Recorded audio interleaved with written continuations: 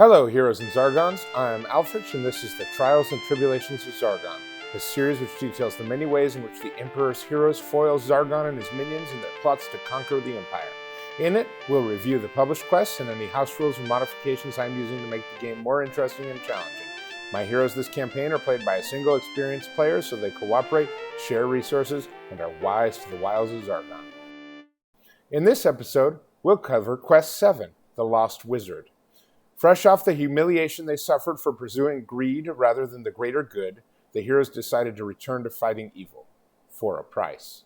Luckily, the Emperor was offering money to find his wizard, so the heroes returned to playing the original quests in sequence. Mentor plays go-between, telling the heroes, the Emperor's personal wizard, Wardos, has disappeared. The Emperor fears that he has been murdered or has succumbed to the lures of chaos magic. You must find out what has happened to Wardos. You will each be paid 100 gold coins upon returning to the stairway. The heroes begin this quest in the northwest quadrant, where they pass through an antechamber containing 2 skeletons before the dungeon opens up and the heroes have some options. South sends the heroes through some more skeletons to a trapped chest with a bottle full of viscous liquid, probably the remnants of a failed experiment or something. Wherever it comes from, it'll stone a hero for 5 turns. Heading east leads the heroes through 4 souped-up Chaos Warriors en route to the southeast quadrant, where the zombie remains of Wardos still lurk, guarded by his pet gargoyle. Heroes who explore this portion of the dungeon thoroughly will also be rewarded with Boren's armor. This dungeon was another delightful romp, showcasing the way that my monster timer rule can really spice up a dungeon. Because it figures so prominently in my write-up, I'll review the rule here. When monsters first appear, I roll a d4. If monsters are still on the board after that number of rounds, a wandering monster appears to check out the commotion. Another monster appears every 4 subsequent rounds. My monsters can also wander through doors and away from players, putting pressure on the heroes to track them down and kill them before additional support starts to pile up. In this dungeon, one of the 2 skeletons from the first room managed to escape, and a short initial timer put a mummy in the way of the heroes. That mummy managed to move away towards the souped-up Chaos Warriors, while the skeleton snuck south into the southwest quadrant. The heroes followed the skeleton and shot arrows at the mummy, but failed to kill it before it turned the corner. This kept the timer active and allowed me to drop even more mummies on the board. Meanwhile, the heroes plugged away at exploring the southwest quadrant, taking damage from additional mummies until they came to the chest. The dwarf initially failed to disarm the trap, taking 2 body points of damage as it sprung, and then immediately drank the viscous liquid. This misadventure locked him down for another 5 turns. Since the monster timer was still active, that meant at least 1 more mummy would drop on the board while the dwarf was incapacitated, but the hero player didn't know that for sure.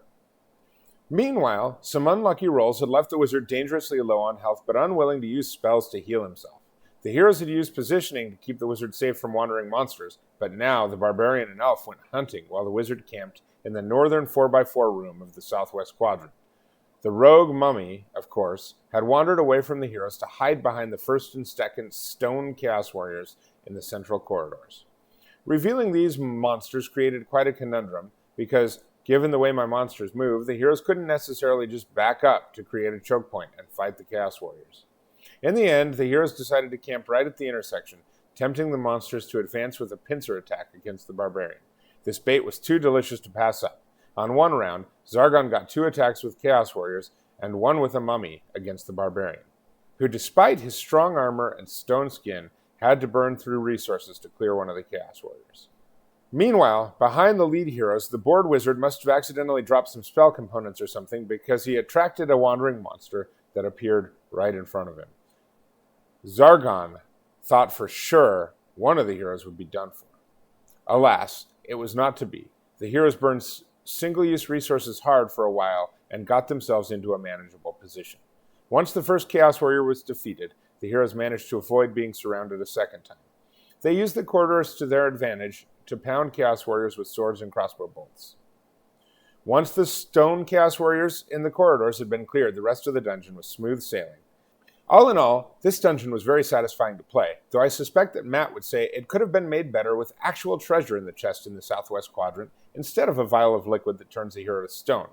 While turning the dwarf to stone had a satisfying effect on gameplay, the heroes had no way to know that they were risking their lives for nothing. And as I've noted before, This Zargon likes to punish failures of wit. At the very least, some clue that the chest contained a trap would be helpful. An alchemist's bench containing some notes or something, for example.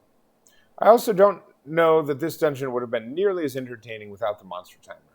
I think that, in all, the heroes only attracted 3 wandering mummies, but that was enough to keep the party from simply waiting out the dwarf's stoning, and when combined with the party split, it built some real tension. In fact, a recurring theme of these initial quests is that they become far more interesting if the heroes face threats on multiple fronts, whether on account of hero choice, as was the case in Quest 1 and Quest 6, or because the threats appear from multiple directions, as was the case here. When the heroes are fighting on multiple fronts, it creates some tense and fun moments. The placement of hallway monsters in this quest too works really well. Even in games where Zargon's monsters cannot open doors, the Chaos Warriors in this quest have some options for ambushing the heroes that make hero movement more challenging and interesting. One final piece that you'll see in future episodes is that this dungeon got the wheels turning for me on how to thematically incorporate the Wizards of Morcar quest pack into our campaign. I've never owned that quest pack and never played the dungeons in it, but I know 2 of them contain human wizards gone astray. It is pretty clear in this quest that Wardoz was experimenting with elemental magic, specifically stone, when his experiments failed, so I noted to the heroes that there was correspondence between him and another wizard about those experiments, but that it would take some time to discover where that wizard resided. I then reimagined the Storm Wizard as a natural culmination of elemental experimentation, adding 2 boards to the Storm Master's area, which Matt and I will share in a series of future videos. That's all I've got for the moment. If you think what I've said here will help Zargon run more dangerous dungeons and finally overcome those pesky heroes, please do that YouTube thing and like and subscribe. Then I'd love to hear how you force the heroes to split the party. Let's plot together in the comments below.